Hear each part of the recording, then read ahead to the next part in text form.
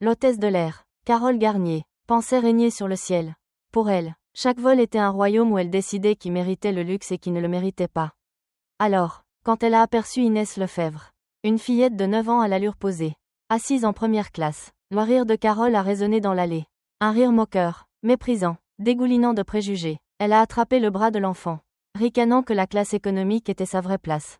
Mais l'arrogance de Carole s'est effondrée au moment où Inès a levé les yeux et a dit: calme et imperturbable, mon père est le propriétaire de cet avion.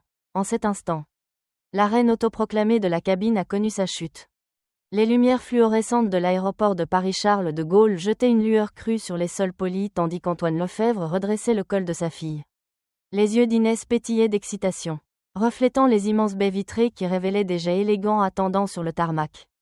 Tu te souviens de ce que je te dis toujours sur la préparation ? Demanda Antoine. Lissant son costume sur mesure.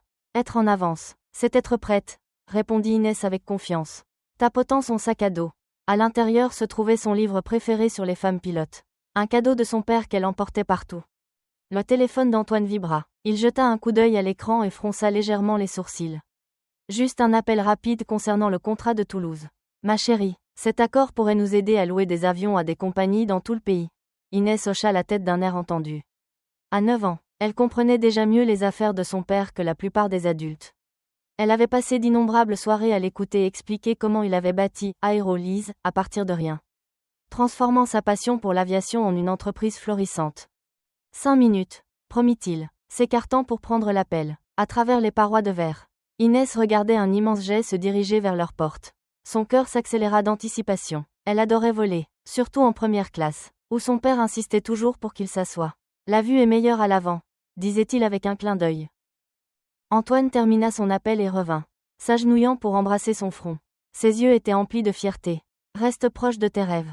Ma chérie, ta place est là où tu décides de t'asseoir. Ces mots l'enveloppèrent comme un bouclier protecteur. La voix de l'agent de porte crépita dans les haut-parleurs. Embarquement immédiat pour les passagers de la première classe du vol 2317 à destination de Nice. C'est toi, sourit Antoine, tendant à Inès sa carte d'embarquement. Vas-y et installe-toi, je te rejoins juste après avoir vérifié quelque chose avec l'équipage. Inès marcha avec assurance le long de la passerelle, sa petite valise à roulettes cliquant derrière elle. Une hôtesse de l'air se tenait à l'entrée. Carole Garnier, selon son badge. Inès lui offrit son plus beau sourire. Bonjour. Le sourire de Carole vacilla et mourut en regardant Inès tourner à gauche vers la première classe au lieu de tourner à droite vers la classe économique. Ses yeux bleus se plissèrent. Inès trouva facilement son siège. Le 1A, juste à côté du hublot. Elle rangea sa valise dans le compartiment supérieur comme son père le lui avait appris et se glissa dans le large fauteuil en cuir. Le livre sortit immédiatement de son sac à dos. Excusez-moi, la voix de Carole coupa la concentration d'Inès. L'hôtesse de l'air la dominait, les lèvres pincées. Je pense que vous vous êtes perdu. Inès leva les yeux. Maintenant son sourire poli malgré le nœud qui se formait dans son estomac. Non, madame, c'est mon siège, le 1A. Ma petite. Cette section est réservée aux passagers de première classe. La voix de Carole dégoulinait de condescendance. Vous avez dû vous tromper de chemin. Laissez-moi vous aider à trouver votre siège. Mais j'ai un billet de première classe, expliqua Inès. Sa voix petite mais ferme. Mon père sera là dans 1 minute. Il est juste. Le rire de Carole traversa la cabine comme du verre brisé. Plusieurs passagers se tournèrent pour regarder. Oh, ma chérie, ce n'est pas un terrain de jeu. Ces sièges coûtent des milliers d'euros. Les joues d'Inès brûlaient. Elle ne s'était jamais sentie aussi petite, aussi malvenue. Elle chercha sa carte d'embarquement. Mais Carole était déjà en mouvement, sa main manucurée se refermant sur le poignet d'Inès. Allez, viens, dit Carole en tirant Inès pour la mettre debout. Ranons-vous là où est votre place. La prise sur son poignet était serrée. Trop serrée. Inès trébucha tandis que Carole la traînait dans l'allée. Son livre bien-aimé glissa de ses genoux, ses pages s'étalant sur le sol. Les autres passagers regardaient dans un silence gêné. Les larmes montèrent aux yeux d'Inès. Mais elle les repoussa avec fureur. Les mots de son père résonnaient dans son esprit. Astérisque, ta place est là où tu décides de t'asseoir. Astérisque. Sa lèvre tremblait alors que Carole continuait de la tirer vers la classe économique. Passant devant des rangées de visages jugeurs. Les doigts de l'hôtesse de l'air s'enfonçaient dans sa peau. Et Inès retint un gémissement. Les murmures s'amplifièrent. Quelqu'un ne devrait-il pas dire quelque chose ? Chuchota un passager. Mais personne ne bougea. Personne ne parla. Il regardait simplement une fillette de 9 ans être retirée de force d'un siège qu'elle avait tout le droit d'occuper. Les doigts de Carole s'enfoncèrent plus profondément dans son poignet. en voyant des douleurs vives dans son bras. S'il vous plaît, murmura Inès, la voix tremblante, vous me faites mal. Ne rendez pas les choses difficiles, siffla Carole. Son sourire professionnel maintenant une grimace. Une femme âgée en 2C toucha le coude de Carole. Madame, peut-être que nous devrions. J'ai la situation sous contrôle, la coupa Carole. Juste une enfant confuse qui s'est égarée. Des téléphones apparurent dans les mains des passagers. Certains enregistraient discrètement. La poitrine d'Inès se serra. Les larmes menaçaient de couler. Mais elle se souvint des leçons de son père sur la dignité. Elle redressa le dos. J'ai dit, arrêtez. La voix d'Inès résonna. Plus forte maintenant. Mon père est le propriétaire de cet avion. La déclaration flotta dans l'air avant que le rire de Carole ne la brise. Aigu, moqueur, cruel. Oh, ma chérie, ricana-t-elle. Quelle imagination. Mais alors une voix profonde traversa le bruit comme le tonnerre. Y a-t-il un problème avec le siège de ma fille? Le rire mourut instantanément. Antoine Lefebvre se tenait à l'avant de la cabine. Sa haute silhouette remplissant l'espace. Son costume sur mesure et sa présence imposante attirèrent tous les regards. Le visage de Carole perdit toute couleur. Sa prise sur le poignet d'Inès se desserra. Puis tomba complètement. J'étais juste. Retirez vos mains de ma fille. Les mots d'Antoine étaient calmes. Mais portaient le poids de l'acier. Immédiatement, Inès courut vers son père. Il posa une main protectrice sur son épaule. Mais garda son regard fixé sur Carole. Monsieur, il doit y avoir un malentendu. J'essayais seulement d'aider. Entraînant physiquement une enfant de 9 ans? Le sourcil d'Antoine s'arqua.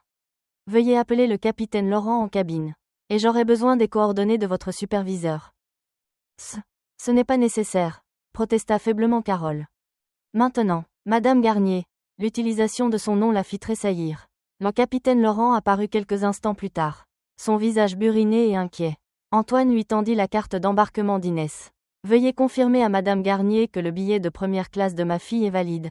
Le capitaine examina le billet. Puis hocha la tête. Siège 1A, première classe. Tout semble en ordre. Antoine se tourna pour s'adresser à la cabine. Sa voix mesurée. Le problème ici n'est pas la confusion. Madame Garnier, c'est le préjugé. Vous avez vu ma fille et avez décidé qu'elle ne pouvait pas appartenir à la première classe. Vous n'avez pas vérifié son billet. Vous avez choisi d'humilier publiquement une enfant. Le visage de Carole devint rouge. Monsieur, je m'excuse si mes actions ont été mal interprétées. Ne vous excusez pas pour mon interprétation, la coupa Antoine. Excusez-vous pour vos actions. Le silence s'étira. Les lèvres de Carole tremblèrent avant qu'elle ne force les mots. Je suis désolé. L'excuse sonnait creux. Antoine hocha la tête et guida sa fille vers leur siège. Le processus d'embarquement reprit. Mais une tension persistait, alors que les moteurs rugissaient. Carole se retira dans l'office. Ses doigts pressant le bouton de l'interphone de l'équipage.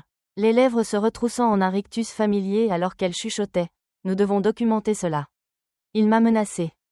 À Nice, 2 responsables de la compagnie attendaient. Un homme et une femme en tenue d'entreprise impeccable. Monsieur Lefebvre, s'avança la femme. Je suis Patricia Martinez. Nous voulions nous excuser personnellement pour tout malentendu. Antoine lui serra la main. Un malentendu implique une confusion des 2 côtés. Madame Martinez, ce qui s'est passé était tout à fait clair. L'homme se racla la gorge. Nous prenons ces questions très au sérieux. Nous mènerons une enquête approfondie. Qu'y a-t-il à enquêter? La voix d'Antoine resta mesurée. Des dizaines de passagers ont filmé l'incident. Votre hôtesse de l'air a agi de manière inappropriée sur la base de l'apparence de ma fille. Un délit de faciès, pur et simple. À l'hôtel, une suite luxueuse les attendait au Negresco. L'incident commençait à sembler lointain. Jusqu'à ce que son email sonne. L'objet attira immédiatement son attention. Examen interne urgent. Allégation de menace envers un employé par monsieur Antoine Lefebvre. Les doigts d'Antoine se crispèrent sur son téléphone alors qu'il lisait « Cher monsieur Lefebvre. Cet avis sert à vous informer que l'employé de Ciel d'Azur, Carole Garnier, a déposé une plainte formelle concernant votre conduite. Madame Garnier rapporte s'être sentie menacée et harcelée. Citant un comportement agressif et des tactiques d'intimidation, la compagnie retournait la situation, transformant la défense de sa fille en quelque chose de sinistre. Une notification apparut. Un message direct sur son compte de réseau social professionnel. Monsieur Lefebvre, je suis Sophia Benani du journal Le Monde. Je suis la vidéo du délit de faciès en première classe de votre vol. Ce n'est pas le premier incident de ce genre avec Ciel d'Azur. Laissez-moi vous aider à raconter la vérité. L'offre était tentante, mais Antoine avait bâti son succès sur une navigation prudente des eaux de l'entreprise. Il tapa une réponse polie. Merci de votre intérêt. Madame Benani, je préfère gérer cela par les canaux appropriés. La réponse de Sophia fut rapide. Ils protégeront les leurs avant de protéger la vérité. Ne les laissez pas enterrer cette histoire. Le téléphone d'Antoine vibra avec un texto de son assistant. Monsieur, notre compte de leasing avec Ciel d'Azur vient d'être suspendu sans motif. Il fixa le message. La réalité de la rétorsion de l'entreprise s'imposant à lui. Dans la pièce voisine, il entendit Inès fredonner, ignorant que la défense de la dignité de sa fille pourrait coûter à son père tout ce qu'il avait construit. Le lendemain matin, un email de Sylvie Moreau, vice-présidente exécutive des ressources humaines de Ciel d'Azur, l'attendait. Monsieur Lefebvre, votre présence immédiate est requise pour une audience virtuelle concernant l'incident d'hier. La réunion devait commencer dans 15 minutes. Antoine cliqua sur le lien de la conférence. Le visage de Sylvie Moreau remplit l'écran. Élégant, avec des yeux qui lui rappelaient la glace. 2 autres personnes se joignirent. Carole Garnier et un homme présenté comme conseiller juridique. Merci de vous joindre à nous. Monsieur Lefebvre, commença Sylvie. Nous sommes ici pour aborder de sérieuses préoccupations concernant votre conduite. Ma conduite ? Antoine s'avança. Je pense que vous voulez dire. S'il vous plaît. Leva une main Sylvie. Laissons Madame Garnier partager son expérience en premier. Le visage de Carole apparut. Ses yeux étaient rougis, sa voix tremblante. Je ne faisais que mon travail. Suivre les protocoles de sécurité. Commença-t-elle. Monsieur Lefebvre est devenu agressif. M'intimidant devant les passagers. Il a utilisé sa position de prestataire pour menacer mon emploi. C'est une déformation complète des faits, déclara fermement Antoine. J'ai des témoignages de passagers. J'ai des preuves vidéo. Monsieur Lefebvre, intervint Sylvie. Nous comprenons que vous soyez contrarié. Mais utiliser votre relation d'affaires pour intimider notre personnel est inacceptable. Madame Garnier effectuait des contrôles de sécurité standards. Des contrôles de sécurité standards ? La voix d'Antoine s'éleva. Ma fille avait un billet valide. Votre employé a fait des suppositions basées sur ses origines. L'a humiliée publiquement et l'a attrapée physiquement. Ce n'est pas vrai, s'écria Carole, de nouvelles larmes coulant. Je ne ferai jamais ça. J'ai des amis noirs, des amis arabes. Je voulais juste assurer les bonnes procédures d'embarquement. Monsieur Lefebvre, la voix de Sylvie devint sèche. Cette audience ne concerne pas les drames des réseaux sociaux. Nous sommes préoccupés par la protection de nos employés contre les comportements hostiles. Le conseiller juridique prit la parole. Étant donné la relation contractuelle de votre entreprise avec Ciel d'Azur, tout abus de cette influence est particulièrement préoccupant. Suggérez-vous que défendre ma fille contre la discrimination est un abus d'influence ? Le sourire de Sylvie n'atteignit pas ses yeux. Nous suggérons que l'escalade de cette situation pourrait avoir des conséquences fâcheuses pour les relations commerciales en cours. Votre nom a déjà été signalé dans notre système pour comportement agressif. Signalé ? Vous me mettez sur une liste noire pour m'être opposé au délit de faciès ? C'est une accusation grave, Monsieur Lefebvre, répondit Sylvie, qui pourrait être préjudiciable aux 2 parties si elle était rendue publique. Je suis sûre que vous comprenez l'importance de maintenir des relations professionnelles, et un silence professionnel. La menace flottait dans l'air. Nous procéderons à un examen complet de tous les contrats avec Aérolise, ajouta le conseiller juridique. Procédure standard lorsque des problèmes de comportement surviennent. Je crois que nous avons terminé ici, dit Antoine calmement. Vous aurez des nouvelles de mes avocats. Ce serait regrettable, répondit Sylvie. Pour toutes les personnes impliquées. Parfois, il vaut mieux laisser les petits malentendus s'estomper. Pour le bien des affaires, et de la famille. La mention de la famille. La menace voilée contre l'avenir d'Inès fit trembler la main d'Antoine. Ce soir-là, Sophia Benani frappa à la porte de sa suite d'hôtel. 5 minutes, dit-elle en brandissant un dossier. C'est tout ce dont j'ai besoin pour vous montrer à qui vous avez vraiment affaire. Quelque chose dans son regard constant fit qu'Antoine s'écarta. Sophia étala des documents sur la table basse. Voici Sarah Johnson, hôtesse de l'air, licenciée l'année dernière pour conduite non professionnelle. Son vrai crime ? Avoir déposé une plainte pour discrimination. Puis il y eut Marcus Chen. Statut de grand voyageur révoqué pour comportement perturbateur. Sa perturbation ? Avoir demandé pourquoi il était sélectionné au hasard pour un contrôle supplémentaire sur 8 vols d'affilée. Ce n'est pas seulement le préjugé d'une hôtesse, expliqua Sophia. C'est systématique. La compagnie a tout un manuel pour gérer les plaintes pour discrimination. D'abord, ils isolent le plaignant. Ensuite, ils reformulent le récit, faisant passer la victime pour l'agresseur. Enfin, ils usent de leur pouvoir. Papa ? Inès se tenait à côté de la table. Est-ce que j'ai fait quelque chose de mal dans l'avion ? Sa voix tremblait. C'est pour ça que ces gens sont en colère contre toi ? Antoine sentit son cœur se briser. Il s'agenouilla devant sa fille. Non, bébé, tu n'as rien fait de mal. Rien du tout. Mais cette dame a dit que je n'étais pas censée être là. Et maintenant, tu es tout le temps inquiet. Antoine la serra contre lui. Par-dessus sa tête, il croisa le regard constant de Sofia. À ce moment, il vit le choix clairement. Se taire et laisser sa fille croire qu'elle avait tort. Ou se battre et lui montrer ce que signifiait vraiment défendre la vérité.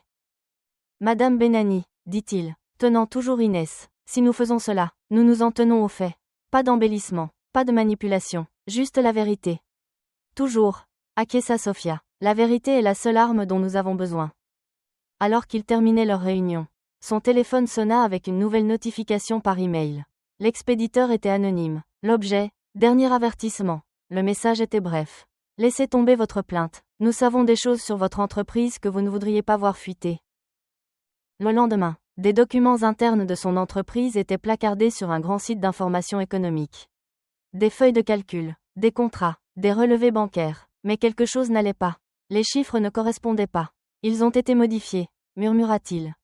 Il appela Sofia. Je l'ai vu, dit-elle.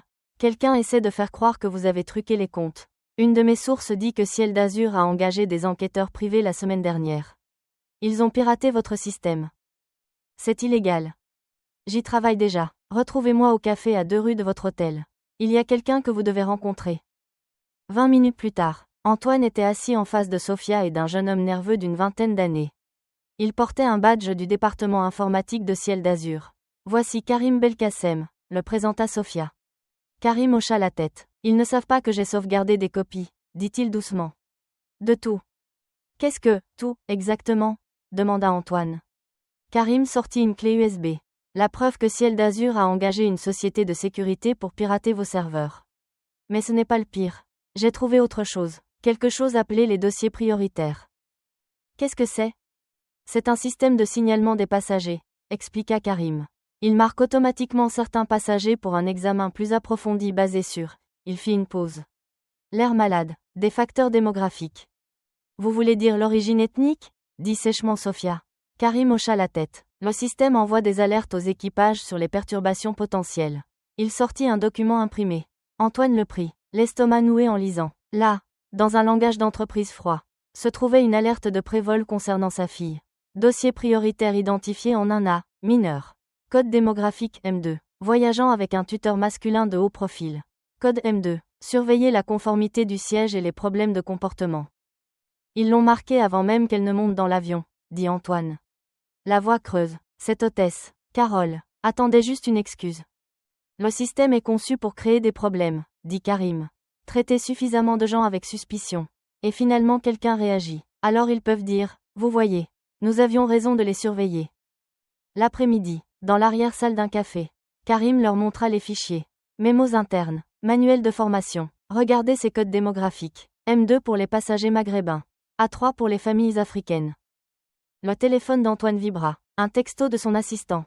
La sécurité de l'entreprise pose des questions sur l'accès au serveur. Faites attention. Nous devons bouger, dit-il. Trop tard, interrompit Karim. Montrant par la fenêtre. 2 hommes en costume sombre se dirigeaient droit vers le café. Porte de derrière, dit vivement Sofia. Ils se séparèrent. Antoine se dirigea calmement vers la porte d'entrée juste au moment où les hommes de la sécurité entraient. Il établit un contact visuel. Puis se tourna délibérément vers les toilettes. Ils le suivirent, donnant à Karim et Sofia de précieuses secondes pour s'échapper. Ce qui suivit fut une course-poursuite tendue à travers Paris.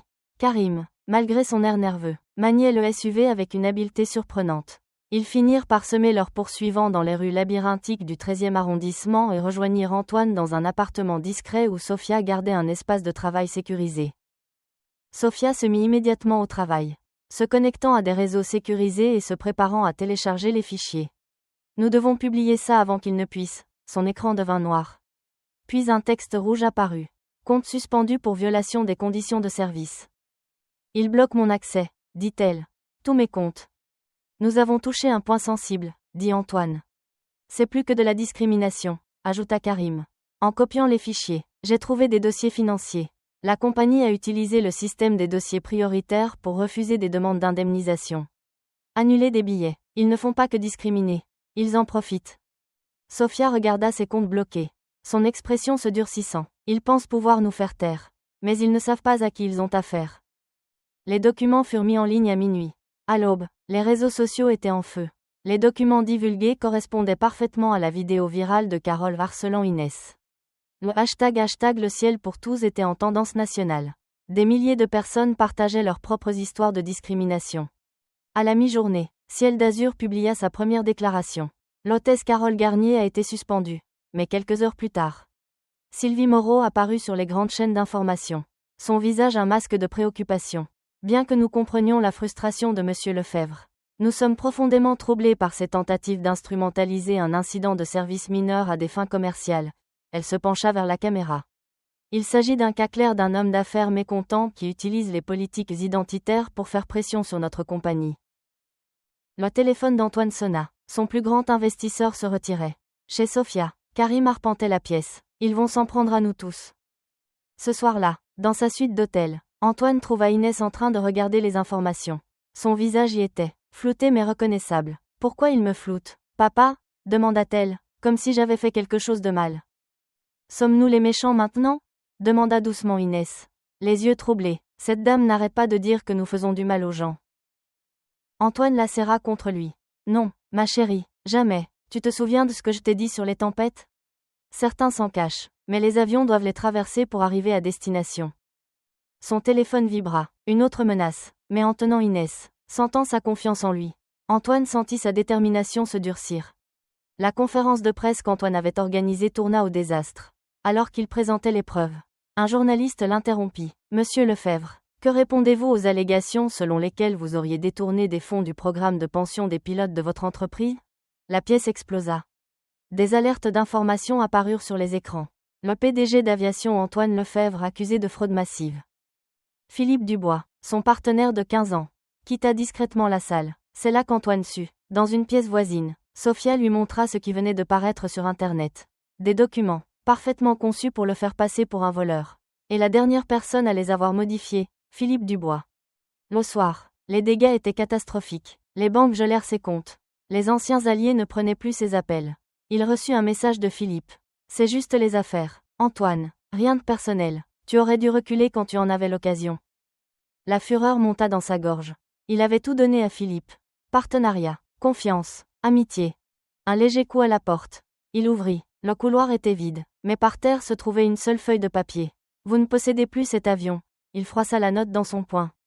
Son entreprise brûlait peut-être, mais de ses cendres, la justice allait naître. Il appela Sophia. Retrouve Karim. Il n'est pas le seul dans leur département informatique à avoir vu des choses. Il y a toujours une sauvegarde. Toujours une trace, et nous allons la trouver. Le lendemain matin, Antoine était assis dans le salon de sa sœur. « Papa, viens ici, » dit doucement Inès. Elle grimpa sur ses genoux. « Je suis désolé, » murmura-t-il. La voix brisée. « Je suis tellement désolé d'avoir apporté tout ce chaos dans ta vie. »« Pourquoi es-tu désolé ?» demanda Inès. « Tu n'as rien fait de mal. Je voulais te protéger, mais maintenant, tout s'effondre. » Les larmes qu'il retenait depuis des jours se libérèrent enfin. Inès enroula ses petits bras autour de son cou. « Tu te souviens quand j'avais peur de sauter dans le grand bain à la piscine ? Tu m'as dit qu'être courageux, ce n'est pas ne pas avoir peur. C'est faire ce qui est juste même quand on a peur. J'ai bien dit ça, n'est-ce pas ?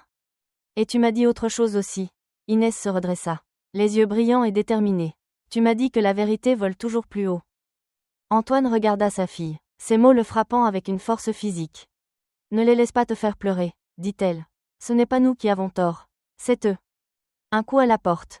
C'était Sophia, l'air à la fois épuisé et pleine d'énergie. « Antoine, nous avons quelque chose. Karim a réussi, avant de quitter le département informatique. Il a fait une sauvegarde de la vidéo de surveillance de ce vol. L'intégralité, y compris ce qui s'est passé après votre départ. » Qu'est-ce que tu veux dire ? Les caméras ont continué à tourner. Elles ont filmé Carole appelant directement Sylvie Moreau.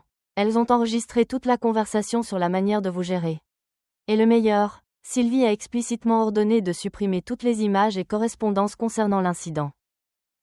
Antoine fixa la minuscule clé USB dans sa paume. Tout ce dont ils avaient besoin. Si c'est réel, dit-il lentement, nous mettons fin à tout cela, publiquement. Sophia hocha la tête, en direct, sans montage, aucune chance pour eux de déformer ou d'enterrer l'affaire.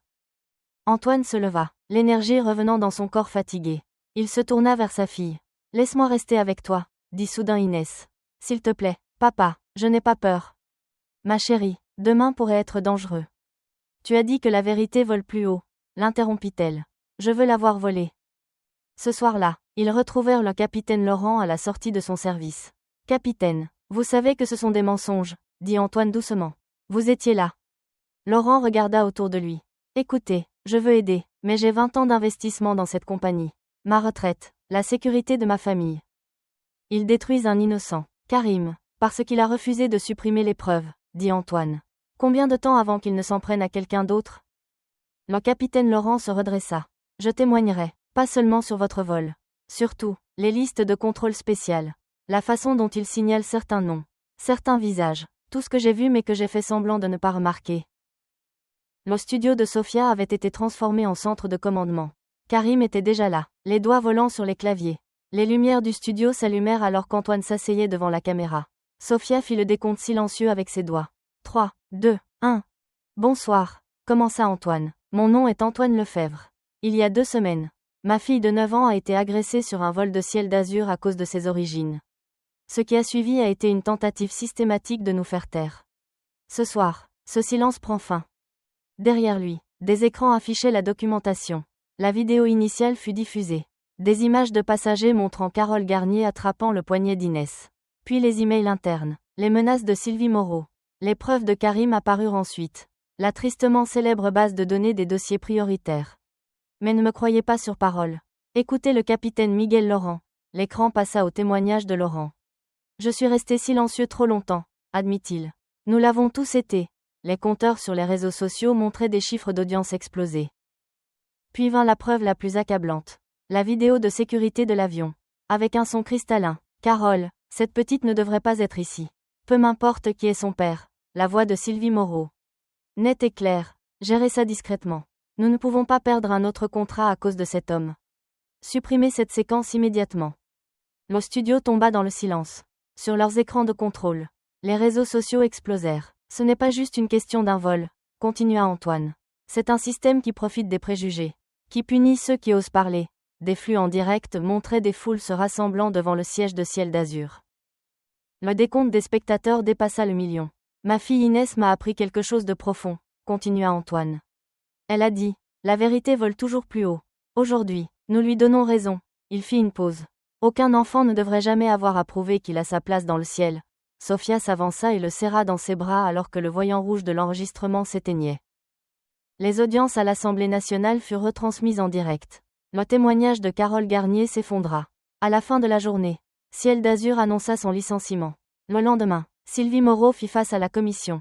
Le PDG a approuvé tous les protocoles des dossiers prioritaires. C'était considéré comme essentiel à nos indicateurs de profit. La révélation envoya une onde de choc. En quelques heures, l'action de Ciel d'Azur plongea. Le PDG démissionna ce soir-là. Le conseil d'administration de Ciel d'Azur offrit à Antoine des excuses formelles et une compensation généreuse. Il déclina par lettre publique. Les excuses sans changement ne sont que des mots. Ma fille mérite plus que vos regrets. Elle mérite un monde où aucun enfant ne fait face à ce qu'elle a affronté. La lettre devint virale. Une semaine plus tard, Antoine se tenait sur une estrade devant le siège de sa société. Inès se tenait à ses côtés. Aujourd'hui marque un nouveau chapitre, commença Antoine. Le changement ne vient pas des excuses. Il vient de l'action. Il annonça une nouvelle initiative. Pas seulement une compagnie aérienne. Une SCOP, une société coopérative et participative. Les ailes d'Inès. Elle appartiendrait à ses employés. Pilotes, mécaniciens, personnel de cabine. Elle offrirait des bourses complètes pour la formation de pilotes et des diplômes d'ingénieurs. Nous allons surveiller, signaler et contester la discrimination sous toutes ses formes. La foule éclata en applaudissements. Quelqu'un se mit à scander « Inès, Inès ». Le chant se propagea. 6 mois plus tard, le hangar étincelant bourdonnait d'anticipation. Le soleil du matin illuminait la peinture fraîche d'un nouvel avion. À côté de lui, Inès sautillait, un pinceau à la main. Alors qu'il s'élevait le long du fuselage, Inès trempa son pinceau dans la peinture bleu foncé. Les lettres commencèrent à prendre forme. Quand l'ascenseur redescendit, tout le monde pouvait enfin lire le texte complet. Les ailes d'Inès s'incurvaient élégamment le long du jet. Avec un sous-titre en dessous, chaque rêve mérite de s'envoler. La cérémonie commença. Au lieu de prononcer son discours, Antoine fit signe à Inès de s'avancer. Elle monta sur l'estrade. Mon papa m'a appris que les rêves n'ont pas de couleur, commença-t-elle. Sa voix claire et forte. Ils ont juste des ailes. La première classe, ce n'est pas seulement un siège, continua-t-elle. C'est croire en soi, et tout le monde mérite cette chance. Alors que le soir approchait, l'aéroport de Paris-Charles de Gaulle bourdonnait d'une énergie électrique. Des centaines de personnes étaient rassemblées pour le vol inaugural. Inès, resplendissante dans sa veste de pilote sur mesure, prit la main d'Antoine.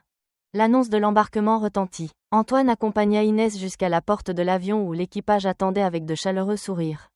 À Nice, papa, dit Inès avec confiance, le serrant dans ses bras une dernière fois avant de monter à bord. Antoine la regarda descendre l'allée de la première classe, saluant les passagers par leur nom. Depuis la zone d'observation, Antoine regarda l'avion commencer à se déplacer. Ses lettres bleues captaient la lumière. Le nom d'Inès brillait comme un phare. Antoine pouvait juste distinguer le visage d'Inès au hublot, pressé contre la vitre avec excitation. « Vole plus haut, ma puce », murmura Antoine, la voix étranglée par l'émotion. « Tu as mérité le ciel. » Le jet s'éleva doucement dans les airs, grimpant à travers des couches de nuages qui brillaient comme de l'or en fusion dans le soleil couchant. Inès regardait le monde s'effacer sous elle. Chaque mètre d'altitude une victoire. Chaque kilomètre un témoignage de rêve qui refusait de rester cloué au sol.